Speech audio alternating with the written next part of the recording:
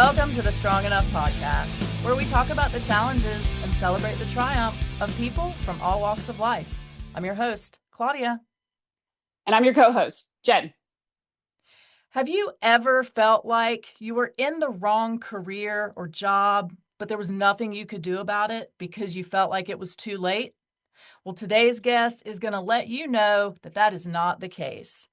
Theresa decided at the age of 41 that she was going to go back to school and do what she really wanted. Please help us welcome Dr. Theresa Skaar. Hi, Theresa. How are you today? I'm doing so good. Thanks for having me on. I'm really excited for this conversation.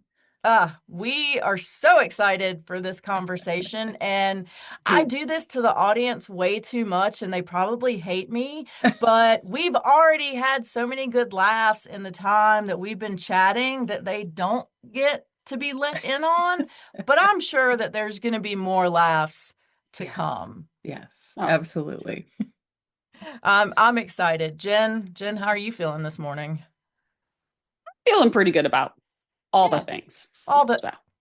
Excellent. I also appreciate how we're all, if you're watching, you'll see this. If you're listening, then get on YouTube and watch us. But we all kind of have like some complementary colors going on here. We really we got a nice array of like the pastellies, and then we got some punch with Miss Theresa here. Jewel tones. Yes, I love it. So Theresa, other than being super cute and fun and funny, tell us a little bit about yourself.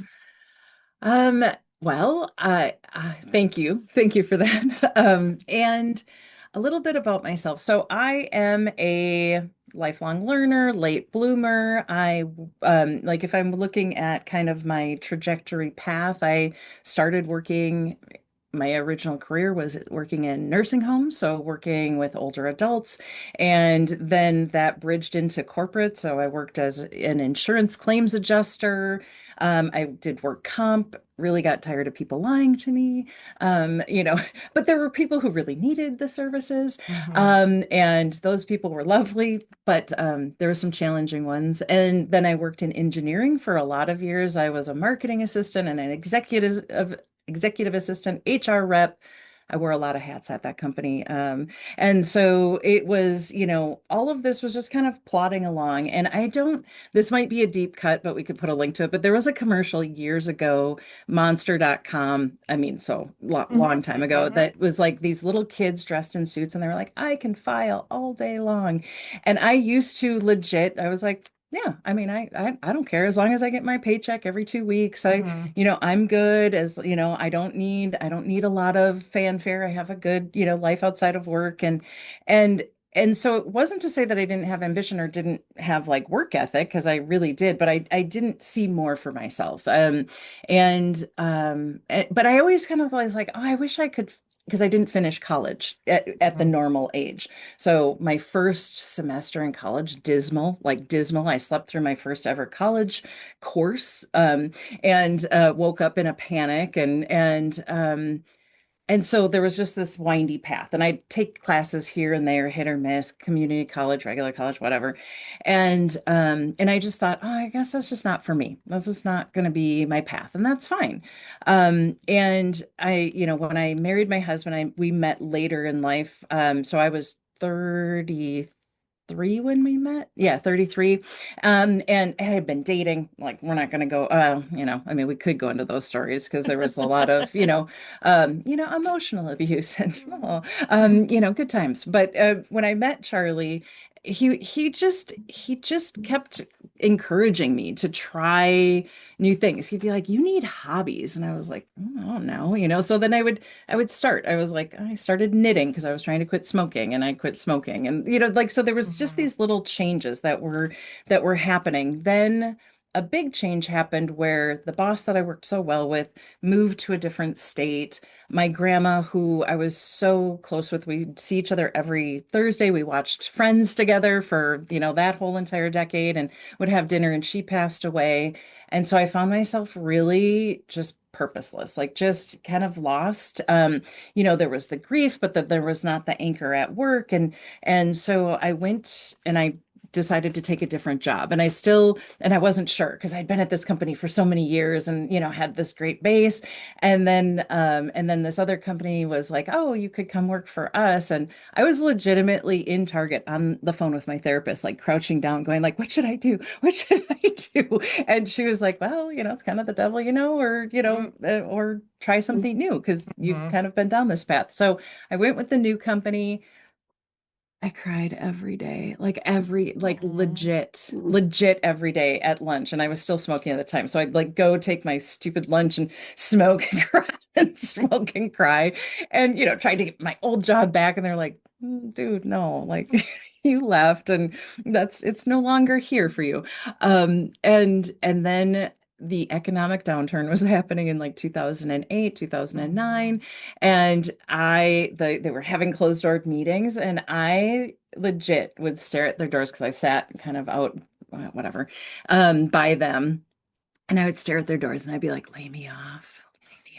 Because I was so tired and exhausted with this stupid job and like despondent Mhm. that I couldn't see a way out. Like I couldn't see a way to apply for jobs or try for something else. It was such a toxic environment.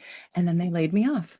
And I got to go, Yay. yay. I know there's probably other people who had turning points and a lot of devastation, so I don't make light of that. And for me, being laid off at that time, my husband was like, well, finish your degree. So I, as a grown up, got to go Mhm. back to college full time, like I didn't think, so I was like, oh, like it just felt like okay, like, like a path Mhm. that was unfolding.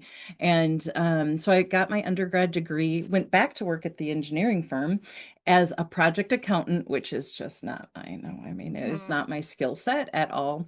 In fact, while I was at that firm, all throughout all the 13 years or however many years, they would joke and say that I should have like the I Love Lucy, or not I Love Lucy, but the Lucy from the Peanuts, like advice five Oh, yeah, yeah, cents, yeah. Right, right. because Yeah. Five everyone cents. would Yep. just come and talk to me. And so breadcrumbs, right? And Mhm. I went back as a project accountant, and my advisor from college was like, well, go to grad school. And I'm first generation college. So I had no path in this realm at all. And she kept Mhm. saying, go to grad school, go to grad school. And yeah. And I was like, no, I just got done with my undergrad degree. I graduated when I was 41. I was like, I'm back to work. I'm this and that. And then of course, God, the universe, however you want to say it, started putting other barriers. Mhm. So my hours got cut, my this got changed, my that got changed. Like there was just all these things. And so I sat down with Carrie at lunch or dinner, whatever, and I was like, okay, what's this grad school thing? Like, tell me about it. So I took all the information and I was talking to my husband, and he goes, think about your bookshelf, babe. Like, that's part of my bookshelf. But he goes, think about your bookshelf. And he said, do you want to get paid for things that you do for free already? The things that you gravitate toward, the things that you're already reading, the things that you're already doing. And with that, we made the decision and I applied and I got into a PhD program at the University of Reno, Nevada. And so we uprooted our lives I was 44, moved out there, and we were out there for almost a decade, while I was in school. And then I was working as a director at the gerontology academic program for the Sanford Center for Aging. Yeah, and then we've just recently moved back to Minnesota, like recently 2 years. So that's in a very short nutshell, like my degree path, or how I got to be here. And I Mhm. graduated with my PhD at 51. So I'm 55 now. And so yeah, like thinking about this path, you could not have told 20-year-old Mhm. old me where I would be today. And there was like lots of pain and suffering during all of it because grad school was real hard, real hard. I I have a couple things, Yes, Jen, please. and then I'll let you jump in. Firstly, I'm going to need to see notarized proof of age because there's no way that you're 55. So I'm going to start with that. So just if you'll just send that over at You your got earliest convenience, We we won't need publish it or right, anything, but like but we we just we need need to to see it. visibly, it. and Yeah. then Yeah, also we need the number to the whatever aging center you were just talking about because right. obviously it's working. Yes. So That's 10-10. first. Got it. Got Got it. Excellent. Thank you. Second, I can totally relate to your original college story. So my freshman year in college, I actually missed one of my final exams. And I'm sure you guys are like, how do you do that, Claudia? Because like you go to class, so like you just go to your exam. No. See, where I went to college my first year, UNC, Tar Heels. I hate UNC, just putting that out there. Um, your class time and your exam time was not the Weren't the same. same. it. So there was this huge booklet that you'd have to flip through to see when your exam was. So I'm flipping through and I'm 17, like I didn't care. Um, and I see like all math classes this date and time. And I was like, right on. So I show up and like there's nobody in the room. So I go back and look. There was an asterisk and it was like, oh, except for these 48 other math classes, they're at this time, which was 2 days earlier. So that happened. Yeah. So I did not get a good grade in that math class, so I can relate to that. Jen, share. What do you have to say about other than we need all the proof and the information on the Well, aging? well, I would say college. Ugh, I could get on a soapbox about this in this country, but Mhm. I feel like we set everybody up so much to go to school, go to school, go to Mhm. school, and get a good job. And not everybody goes to school right away or should go to school, period, or should go to Right. a university. Maybe they should go to a Mhm. trade school. And so for me, my college, I wanted to go to a big university, but couldn't afford it. So I decided to stay back and do community college and work full time in order to pay for my education. And so my path was a little bit longer just Mhm. because I had to take a couple Mhm. breaks here and there, for Yeah. financial reasons.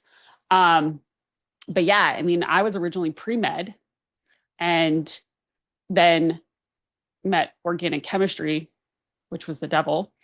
Nobody can tell me different. It is Mhm. not a logical science. Mhm. Hey, let's take this and flip it on its axis and twist it this way. But guess what? It's something different. I'm like, no, no, on paper, no, no, no, no, that's not logical. Science is logical, y'all. Like that's how we go. Um, that's my sidebar. But yeah, and I mean, like having kind of an identity crisis in the middle of my college career of like, Mhm. wow, my whole life I wanted to be a doctor. I mean, from when I was 2 years old all the way up until I took organic chemistry, like I was going to be a doctor. Yeah. And it Mhm. was like, what do you do with yourself? And for me, Right. I was like, I'm going to take a step back, and not waste money and waste my time. And Mhm. I met with a lot of resistance on that. Yeah. Even I'll be honest, even my mom and I didn't talk Mhm. for several months because of that decision I made because she thought I would never go back because Mhm. she never went back. Gotcha. Um, and Mhm. so I can kind of relate a little bit on that, but I also feel like empowering people, and it's okay to not go to school right away. Mhm. It's Mhm. okay to maybe figure out, live life a little bit and figure out what you want to do. Yeah. Or it's also okay to change your career multiple times throughout. Like Mhm. it's not how our grandparents were or our great Right. grandparents were that like had a career for. My grandfather was an electrician, literally like got out of the Navy from the war and was an electrician his entire life. Yeah. Like Mhm. that just kind of doesn't happen anymore. A lot of people change Right. their careers. I mean, I think they say the average person now changes a career, like career change, not job Mhm. change, Right. 4 times in their life. Wow. Yeah. So, That's I think it needs to be more talked about, Mhm. and not so taboo or Right. whatnot. And again, like at 20 years old, you figured, You're how supposed do to you know know what you're going to everything want to, about your future. right? right. And you Oh, don't. And again, right. like, what if you get into something and you're like, bro, I hated this. This sucks. Like, I can't Right. tell you how many people are like, oh, yeah, Yes. I love this and I wanted to go into it. And then I did it and I hated it. And I'm like, Mhm. yeah, Yeah. Yeah. The like, statistics on like how like what people go to school for and what they end up doing, like it's so far off. It's so rare. It's Right. so, and I agree that I mean, my husband and I say this all the time. We're like, why do we think that everyone needs this type of education? And Right. again, there was something in me kind of following breadcrumbs, but I Mm-hmm. never thought, oh, I need to be this and this means something. What it Mm-hmm. means is that I've had a lot of different experiences. So, when I worked at insurance, I was like, ooh, they're weird. Like that's a weird kind of vibe. And then engineers, I was like, ooh, that's a whole different kettle of fish. And I love my engineers. And then I went to academia. I'm like, Mm-hmm. oh, so you just want to talk to yourselves in these publications that like three other people are reading. And Right. so that didn't resonate for me, like that kind of I'll just say arrogance that I would Mm-hmm. see in that, like, oh, I have this title. And early on, one of my professors said, it's a union card, your PhD. They're like, it opens up certain doors and it'll mean some things to some people, but it's not, he's like, and Mm-hmm. and that helped ground me, like as Right. we were going through that. And there's things that I'm doing today that I wouldn't need my degree, but the path took me there, right? So I was so Mm-hmm. Right. stressed that first year in grad school. I went back. I mean, I had quit smoking for 6 years, went back to smoking because my body's like, oh, this is what we do when we're stressed. I started eating an embarrassing amount of Sour Patch Kids. I don't know why There's that was nothing my wrong with that. Dude, we have a five to the pound bag degree. downstairs right now in our pantry. So like But don't even to the degree that I was consuming them that first year, everything was just out of whack. Drinking went Mm-hmm. up. There was all these things, and I was talking to someone at work, and they were like, have you ever tried meditation? And I was like, I will legitimately try anything. And so that's when I took my first class. And then while I was getting my PhD, then I started getting trained to teach, mindfulness-based stress reduction, which is an Mm-hmm. 8-week course. And then towards the end of my degree, got certified in mind body medicine. And so these are things that I could have done without my, quote unquote degree. Mm-hmm. Why do I do air quotes? I do have a degree. Like, right. anyways, but I wouldn't have found it. Or maybe I would have, and it would have just been a different path. I don't know. Like we can't see down all of those paths, but I Right. think I think pausing, and I think it's Sweden that does like 2 years where you either have to do like service in their armed forces, or you Mm-hmm. do service like on Yes. their Red Cross or something like that, where you Right. are It's Sweden or Switzerland, but right. yes, you are Yes, but you're correct. taking Yes. that time from Mm-hmm. 18 to 20 Yep.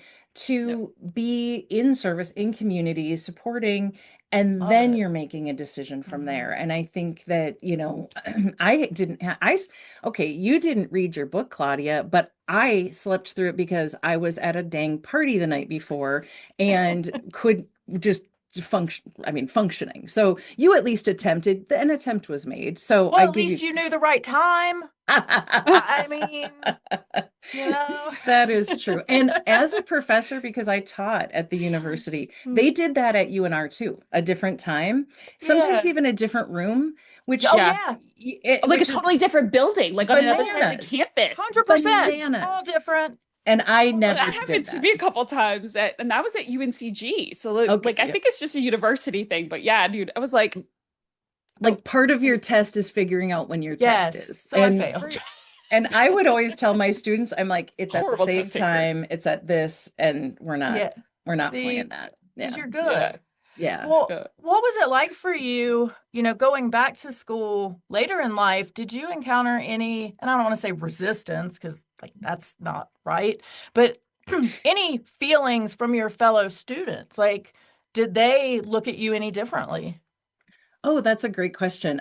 So yeah, pointing to the ageism, which is rampant everywhere. Mm-hmm. I, it was funny because I remember because my personality is such that if someone asks a question and it's like crickets, like I want to respond. Mm-hmm. But that's also a tendency of older students because they have the confidence and they're like, whatever. So I was very aware of my like hand up, because I Mhm. didn't want to leave the professor not in communication, but I was like, oh my God, so I had some thoughts about, being perceived as the older Mhm. person who was always yapping.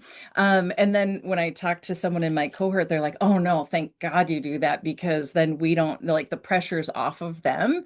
So they appreciated that about me. And then when I was at UNR, because I was working at the Sanford Center for Aging, and that for is a very deliberate Mm. thing is so I was surrounded by pro-aging messages and I was Mhm. surrounded by Mm. and I taught gerontology to undergrads, so I would sit and talk to them about, aging at, when they're in their, 18, 20, and they're kind of like, this has nothing to do with me. And I'm like, oh, ho, Mhm. ho, yes, it does. And because internalized ageism and all of those things, it was when it was when I got back to Minnesota. So we moved back.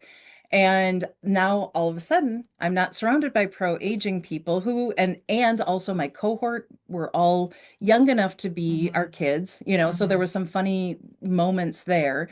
But when I came back, then I'm with my peers, right? And I'm like with the Mhm. kid, people I went to high school with, and the way they were talking about aging, I was like, wait, what? What happened? Like what? We're mad about aging? Like I don't even understand. Like so that's when it kind of dawned on me was coming Wow. back into my peer group where they were, just talking about it and kind of talking about life like it was over in some ways. I realized too my question was kind of dumb because you looked the same age as the students. Oh, So they wouldn't have I like to think realized. so. So yeah, my bad. Yeah. Because yeah, they would have just been like, "Oh, she's like 25. That's cool." Oh, yeah. No. I would They maybe sense those things, man. Yeah. I would maybe even take it one step further to maybe Mhm. not just from an age perspective, also from like a maturity Right. perspective. Like I remembered me, and now granted, like again, my I finally got my second final degree when I was 25. So it was a little bit, past the average age. But, Mhm. you know, I think also for someone who is a little bit older, because you're probably paying for it. Mommy Yeah. and daddy aren't Yeah. footing the bill. I also Mhm. think you participate a little bit more, you pay attention a little bit more. Again, you understand the value and what you're Mhm. where you're at. Mhm. Like let's just be honest. Like an 18-year-old who Yeah. just got shipped off to college, who Mhm. just graduated from high school, who has no idea about real world and bills and the Yes. actual cost of a class, like Mhm. probably might have a little bit different perspective or like kind of like what you said your first time around in college, like you were partying. Like, Mhm. Mhm. I think a lot of people have that perspective. Whereas like if you do have that distance, that maturity, Yes. a little bit Mhm. of life, you take it a little bit more serious because you understand the value of it. Yes. And almost like a conscious choice. And Yeah, when exactly. I Mhm. was able to go back and get my undergrad, I remember feeling just like the luckiest person to Yeah, be a grown up and not be Mhm. shoving in studying in with a full-time job because that's really hard because I did it Right. before. I did many different right. iterations of that Mhm. throughout the years as I was going into that. And so to have that last 2 years as a full-time student as an adult, yeah, I took it. I love this point because it was very different. Mhm. I Mhm. did take it very seriously and I felt very blessed and lucky to have had the opportunity to be able to just focus on my studies. Right. Yeah. Yeah. What is something you would say to people like who are in your situation? So maybe they are in their 30s, 40s, 50s, Yeah. and they're feeling stuck, lost, not living their purpose, and they're thinking, I'm going to go back to school. What would you say to them? What are some tips or pointers that you would give? Well, mm.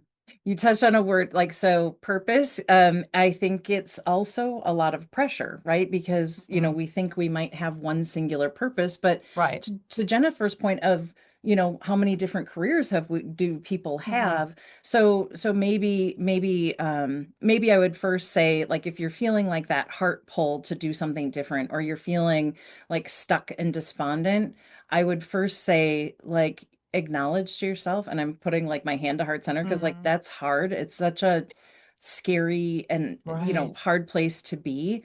And then to like take a deep breath and start looking at possibilities. And I think even starting the glance at a possibility is going like, oh, okay, so it wouldn't be weird if I took a class, or maybe there is something interesting that I could sit in, because often people will let you audit a class, or you Hmm. Hmm. could, say, or you could talk to some program that you might be interested in and say like, oh, can I just, before I jump in full hearted, like financially, Hmm. can I check this out and see, is there, a molecular biology in my future? What was it?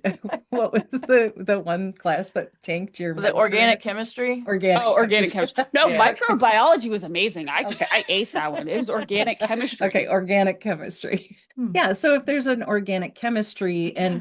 and I think that I don't have a magic wand, because even the choice that we made to do that, there are times where we're like, was that the right decision Hmm. given, challenges in, right now building a career in my 50s and doing these things. So I think it's getting quiet enough, Hmm. and and starting to like tap into, whether it is God, your highest self, your universe, however you relate, but really starting to say like, okay, what is meaningful? Can that be done volunteering? Is there something that I can do that maybe if I feel stuck, that there's just one like shift? Because as they say, I don't know if you've heard like the airplane turning or the boat turning, it's like such small Yep. degrees, Right. and all of a sudden you're in a different port or a different place. So I think, especially when you're feeling stuck or crying every day at lunch, I couldn't see my I could like I that was such a like a dark time Hmm. of yeah, just like, who am I and what am I doing? And it's not to say that I haven't had those times multiple. I mean, there was a time when I was doing comps in grad school that I was literally on my knees sobbing, going, why am I doing this? Like, what am I doing? And, there's been plenty of tears in the rest of the journey. But I think coming back to like what's meaningful, and I do like purpose. I just think that when we say like there's a one purpose, like it Hmm. gets a little like too heavy. Like I need my one shiny bright star of who I Right. am. But how can you do that in little microdoses? And I don't know if that helps anyone, except for deep care and empathy if you are going through it right now, because that sucks. It just sucks. How do you feel differently now? So, looking back at the Theresa, who was either filing the papers repeatedly and just happy to get her paycheck, to the Theresa who was staring at the door like, please lay me off, please lay me off, to Theresa now, who still has some of those tearful moments, Yeah. but is living more so the life that you want. Talk about the difference that you feel and kind of how that translates to the rest of your life and your relationships. Ooh. Oh, good That was a stuff. big one. Sorry. Yeah, no, no, don't, I know. I'm like, ooh, let's get into it.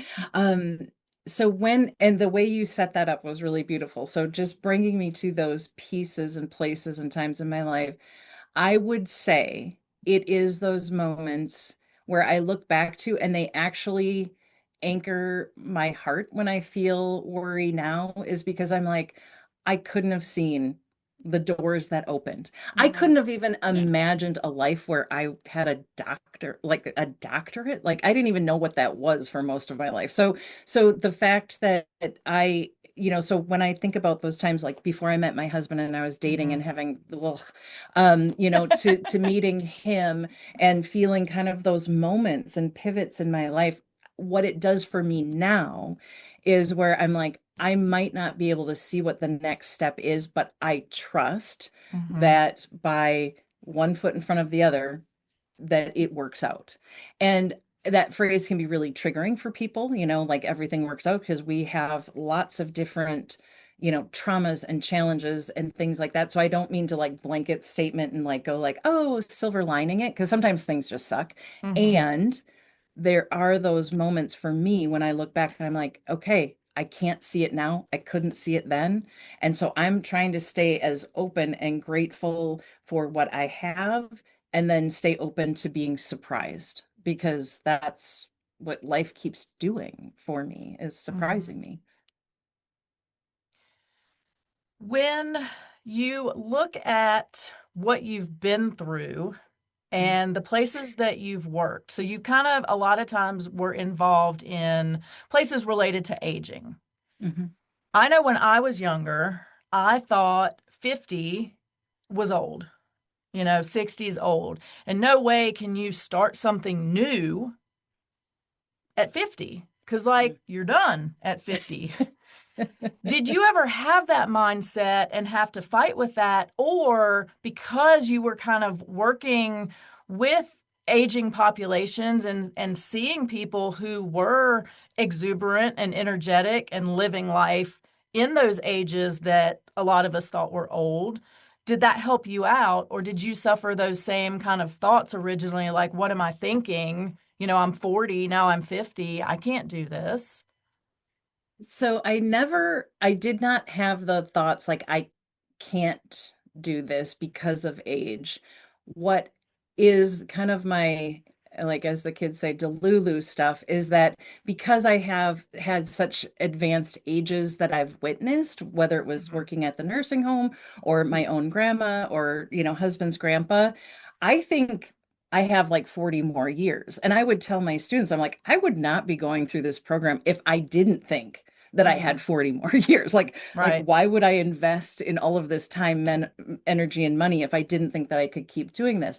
I also, because of the work that I get to do, I don't want to retire. So I don't have that clock ticking. So Hmm. again, when I had come back and people are like, okay, so 10 years to retirement, 12 years to retirement, whatever that goal is, Yeah. I Right. don't have that. So I just kind of think I'll work as long as I can because I mean, does it feel like work? Like, no. Right. So that is a beautiful piece of it. Hmm. And there have been times where, as I'm trying to figure out how to set up a website and how to TikTok or, whatever I'm trying to do, Hmm. there are times where I'm like, I'm tired. Like, like perimenopause, menopause, that's no joke. I was going through perimenopause while I was in grad school, had no idea because I Mm. just attributed everything to grad school. So I'm Right. like up Right. in the middle of the night, I'm stressed, I'm anxious, I'm crying. I just thought it was grad school. And then I'm like, oh, no, there was things that probably could have helped me I along the had way with that. extra But going on. yeah, just a little extra. So I would say that my exposure to longevity helped Hmm. me create that. But then when I hear the stats of, like 79 or, whatever the median age is now, I'm like, oh, well, like that's 15, 16, 17, 18. Oh, well, Mm. like that goes by Right. in a heartbeat. So that's a different, like, Yeah. yeah, perspective. I mean, I intend to live until at least like 162. Oh, perfect. So, Yeah. you Love know, that. Bro, you might need to find a new bestie on that one because I am definitely not living that long. I I'm just love gonna you, but I'm gonna weekend at Bernie's it. okay, I'm that's just fine. gonna like Oh, carry you around. I'll oh, dress you because up. like, look, man, I love life. I'm gonna tell you this now, but this body of mine Hmm. at the age of almost 42 is not very happy and not working all that correctly. Yeah. And I'll be honest, I cannot wait until the day that I'm with Jesus and I ain't got to deal with this stuff. Okay, so So just if throwing so that one out there. so if that happens before I reach 162, I will totally weekend at Bernie's it. I Okay. will I will take you around with me. We'll go visit Teresa at the fountain of ultimate youth. Yes, right, Right. And I'll right. sprinkle on the tincture, if you will. So that like That's totally amazing. reminds me of the ad that we did for Bria. So we just got I just got a dog and my husband and I are very much involved in crypto and businesses in regards to that. And so the community decided to to create a meme coin of my dog. And then they created an ad with my dog of weekend at Bria's. And so I'm gonna find it real quick because it's that when Yes. she said that, I was It like, that's just hilarious. it is That's hilarious. amazing. While you're looking for that, something else that we think about sometimes when it comes to aging and how it's going to fare through our aging is our tattoos. Because Mm. we're always thinking about, what is it going to look like when I'm 162. Theresa, I know that you have some great tattoos, and I'm stoked because we have had some guests lately who are amazing human beings. They just didn't have tattoos. Yeah. So, what is your funniest tattoo story? Oh, well, it's my first tattoo story as well. Awesome. So back in the day, I wanted to get a tattoo, and the person I was dating, and we were together for 8.5 years, he hated tattoos, like violently hated tattoos, but he also hated feet. So I was like, I'm going to get a tattoo on my toe because he will Yes. never see it. And Oh, so I I thought I was love going to it. do more to piss him off, but okay, go ahead. no, no, I wasn't quite. I no, that's a whole other topic. But Episode the, 2. yeah, there you go. Episode 2. Please, please, to be continued. But so I put it on my toe, and for whatever reason, it didn't all take. So I had like it was supposed to be a flower and vines, and there's just some like greenery there. And my grandma, who I would spend every Thursday with, I was showing her the tattoo and she's like, "Oh, Terry." She's the only one who calls me Terry. And she's like, "Terry, David is not going to like that." And I said, "He'll never see it." Or I said, "It'll be till Florida." So she bet me $5 that he would see it before then and whatever. And then I through a series of events, I was in, and I'm fine. I was in the hospital, but my feet were hot. So I was like, "Dave, will you take off my sock?" And he's like, "What the fuck is on your, well, so, okay, but what's on your toe?" And I tucked it under the covers. And I'm like, "Oh shoot, I owe grandma $5." So, so that was one of the funniest ones. And then yeah, I have, yeah, my tattoo artist in Reno, Boomy Bones, shout out. She said I had the most matching tattoos of anyone that she knows because like, so this one says one story, which Mhm. my friend designed, and it for us it's like everyone's one story away from understanding someone else. So like even if you're totally at Mhm. odds, if you actually sat down and had one story with them, which is why Mhm. I love what you're doing on your podcast, is that we're one story away. And so Right. and then this is with Katie, and thankful. So this one is thankful. And Mhm. so, but the the colors that are different, it Mhm. stands for like the gates of speech. So is it true? Is it timely? Is it necessary? Is it useful? And is it kind? Think. Yeah. Yep. And yeah, Mhm. and so thankful. I So have a bracelet that literally says that on do there. you From really? And I'm so not kidding. think that's We, amazing. I we love did it that. with we did that with our small group here Yes. quite a few years ago. We had a whole bunch of the little, those little the Mhm. bracelets that everybody gets, the little Mhm. rubber Yep. band rubber ones or whatever, and we Mhm. had think on it. And every week before we opened up, we prayed and then we said, what does think stand for? So Mhm. I love Yes. look at that. that. Yeah, and I'm like I'm just gonna permanently, so I can just like Yeah. hit myself on the head, and if there's a conversation that wants to happen at 10 o'clock, and I'll be like, No, not timely, not Not timely, go to timely. sleep." See? Okay. Thank you for Do you have asking. tattoos planned for the future? I don't. I haven't had an urge.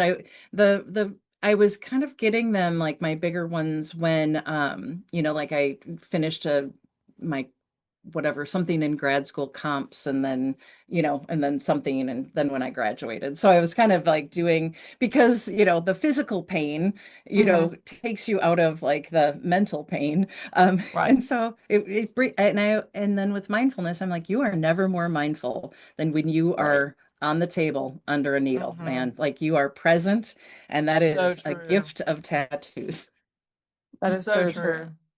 And my All right. husband doesn't have any, but he will put Oh. stickers all over, Oh, like okay. everything. Yep. And I am reluctant to sticker anything. And he's like, "But Mhm. you'll put stickers all over your All body." over. I'm like, That's so funny. Well, 100%. Oh, see, yes. I'm both. I put stickers over everything, A sticker suitcases, at all. water Yeah. bottles, mugs, and then I, ourselves. I'm Mhm. breaking into the sticker realm. I Not have cars, one though. here that says No, "Enjoy the journey." So I love there's that. yeah, but that's not super cars. cute. No, not. No, Oh, I not do. No. cars, not I do have cars. two on my cars. That's funny. See, I'm, Okay. but see, like, and it's funny because like I've bought stuff for my car and then never put it on. Is Okay. it on the So I'm like, glass or the body of the car? Glass.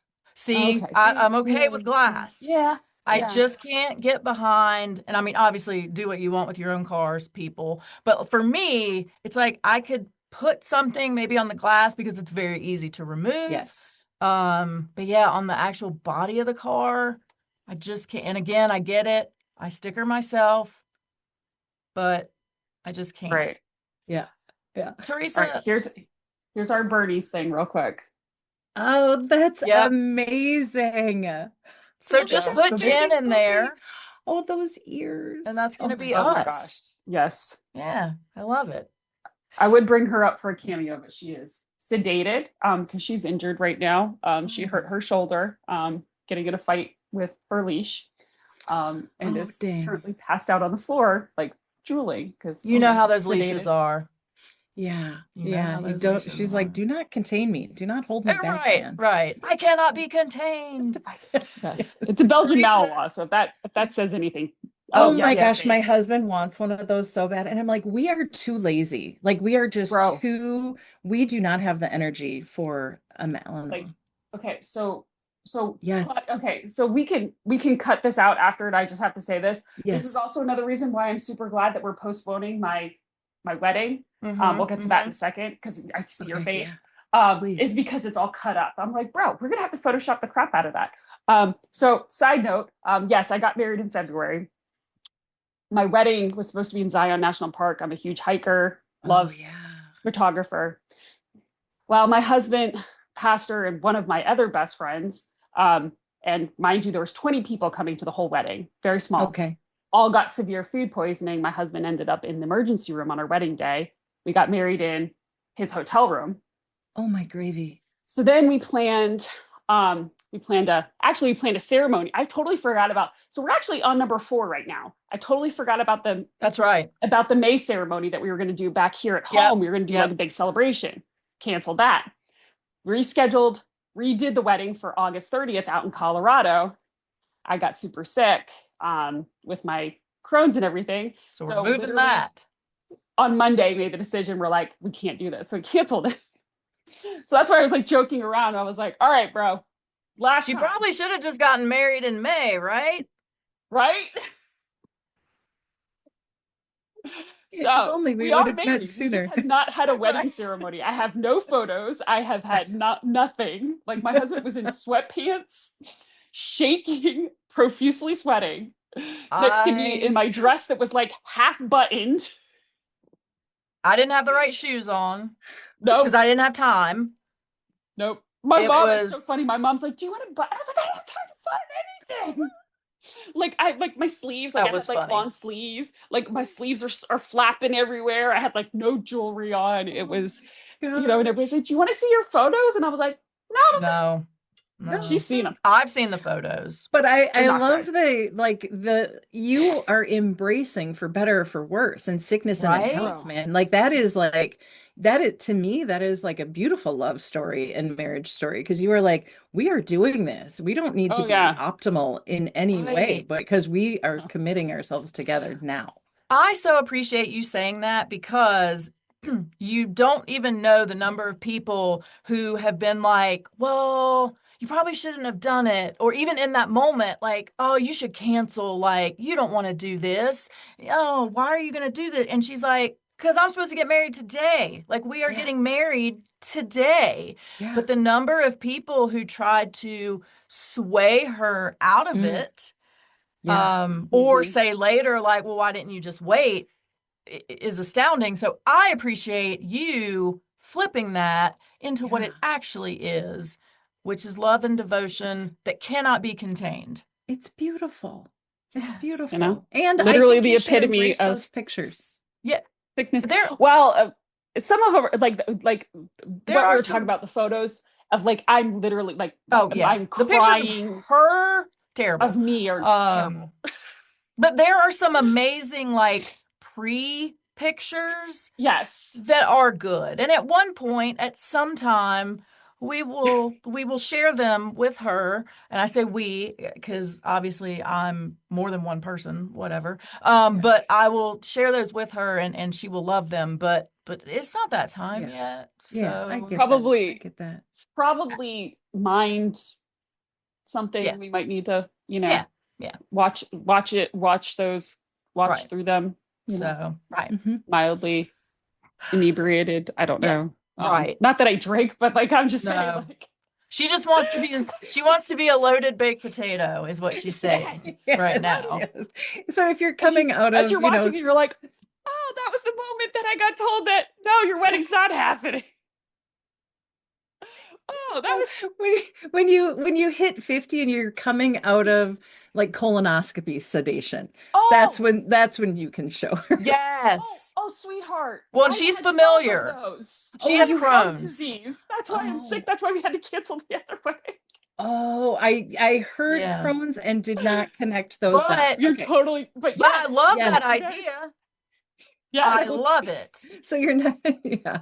Oh, that's so Next colonoscopy, I'm gonna be there with the laptop. I'm like, ready?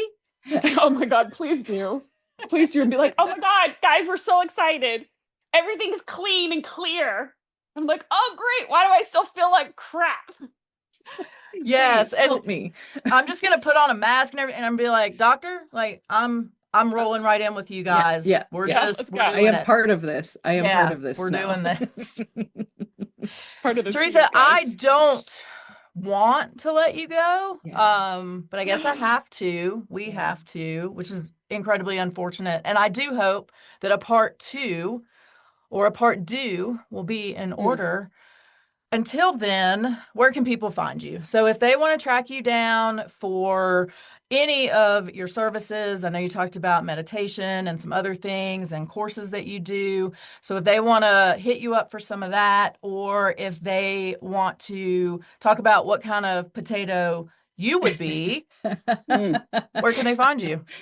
I love it. Thank you so much. So my website is theresabscore.com. So just my name,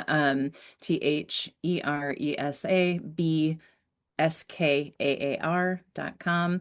And I'm on LinkedIn under Dr. Teresa. I'm on Instagram under Dr. Dr. Teresa _ B. Anyways, look for Theresa B. Score. Got you. Okay. And then on TikTok, I'm Dr. T with Mindful Moments. So sometimes I'll post, I do watercolor painting and I'll talk about meditation.